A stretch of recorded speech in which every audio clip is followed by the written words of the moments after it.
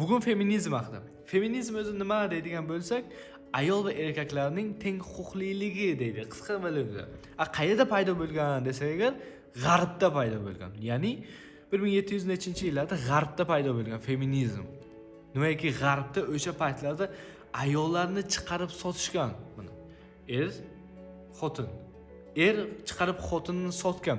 Bu narsa necha yillar oldin bo'lgan, lekin arablarda islom kelgandan keyin bu narsa yo'qolib ketgan. Hattoki ayollarning huquqlari erkaklardan ba'zi jabhada ustunda ham turadi islomda. Va tushunishingiz uchun 1700-yillarda ayollarning huquqlari yerga urilgan, ayollarni chiqarib sotishgan G'arbda. O'sha maqtaydigan Yevropasida shunday bo'lgan. Va feminizm Yevropada paydo bo'lgan. Ular o'zining huquqlari, o'zining erkinliklari uchun kurashgan, xuddiki qora tanli insonlar kurashganda ular ham shunday kurashishgan. Va shuni orqasidan qaysi ma'noda erkinlikka erishishgan. Va lekin bu islom, ya'ni musulmon ayollar uchun chiqarilgan narsa emas va hozir G'arb propaganda qilyaptiki, islom ayollari o'zi feminist bo'lishi kerak. Ular o'z erkinliklarini, huquqlarini talab qilishi kerak deb. Va bu narsaga o'zi bilmagan holda yosh qizlar uchyapti. Nimaki bilmaydi o'zi feminizm nima degani, qaydan paydo bo'lgani. Shuning uchun bu narsaga ko'plari uchib ketishyapti. Qanday? Oddiy o'taga bitta savol qo'yiladi.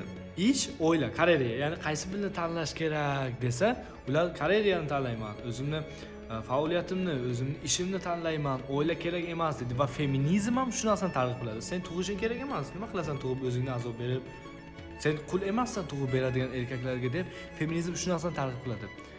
Qanaqasiga erkak tug'a olsa, erkak ham tug'adi. Erkak tug'a olmaydi, kim tug'adi? Sherlarni kim tug'ib tarbiyalaydi? Sher farzandlarni, haqiqiy rus tilida nastoyashi erkaklarni kim tarbiyalab chiqadi? Ayol. Ularni kim o'qitadi? Ayol. Kim tarbiya beradi? Ayol. Bu yoqda erkak hunter, ovchi. Ayol bu yoqda tarbiyalaydi. Bu shunday, lekin bu degani ayollarni olib qafasga tiqish emas. Bu G'arbda bo'lgan, islomda bunaqa bo'lmagan. G'arbda shunaqa edi, yaqingacha. Ular o'zining tarixini yashirishadi shunday qilib. Tarbiyalasin, ishi bo'lsa ishlasin, shuncha o'qidi, o'qigandan keyin ishlaydi, ishlasin. Hech kim ularni ishlamasini demaydi, lekin hozir qizlarning ongida shunday narsa paydo bo'lyaptiki, o'zimizdagi qizlar bilan gaplashib ko'rib shuni bilyapmanki, shu narsa paydo bo'lyaptiki, ular oila va ish masalasida ular ishni tanlab ketishyapti. Oila kerak emas deb. Nega bunday bo'lyapti? Bu feminizmning orqasidan. G'arb shu darajada propaganda bilan kiryapti, yumshoq ko'z soft powerga shu darajada investitsiya kirityapti va bu narsa ishlayapti ham.